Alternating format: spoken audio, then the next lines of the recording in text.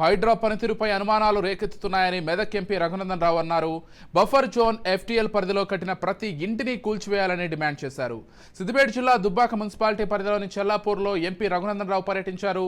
ఎవరైనా సరే బఫర్ జోన్లలో నిర్మాణాలు చేపడితే హైడ్రా తన పనితీరు నెరవేర్చాలని అన్నారు. జిల్లాకు కూడా హైడ్రా విస్తరించాలని ప్రజలతో పాటు ప్రతిపక్ష పార్టీల నాయకులు సైతం కోరుకుంటున్నారని వెల్లడించారు.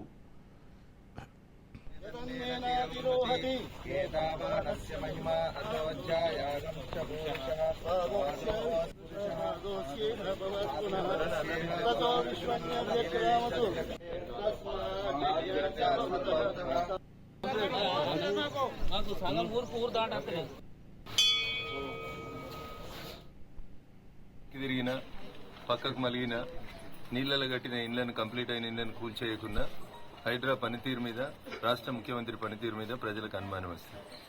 నేను చాలా స్పష్టంగా చెప్తున్నా, నీళ్లలో ఇల్లు నిర్మాణం పూర్తయిన బ్యాంకులోనున్న 10 ఏళ్ల నుంచి ఆ ఇళ్లలో ఉంటున్నా అవి కూలగొట్టాల్సిందే. 100% ఎఫ్టీఎల్ బఫర్ జోన్లన్నీ కూడా క్లియర్ చేయాల్సిందే. ఆ పేద ప్రజలు ఎవరైతే అక్కడ ఇళ్లు కట్టుకుని ఉంటున్నారో వాళ్ళకు కోకాపేటలో మనిషికి 100 గజాలు 200 గజాలు 250 గజాలు ఇచ్చి వాళ్ళకు ప్రత్యామ్నాయ ఏర్పాట్లు చూపించాల్సిన బాధ్యత ఈ రాష్ట్ర ముఖ్యమంత్రి మీద ఉంటుంది. హైడ్రాని హైదరాబాద్కే కాదు జిల్లాలకు కూడా పరిమితం చేయాలనే డిమాండ్ ప్రజల నుంచి వస్తుంది, ప్రతిపక్షాల నుంచి కూడా వస్తుంది. కాబట్టి ఆ డిమాండ్ చేయాలంటే మీరు మాట మార్చొద్దు. కట్టిన ఇండ్లని ఎవరి అయినా సరే కూలగొట్టాల్సిందే.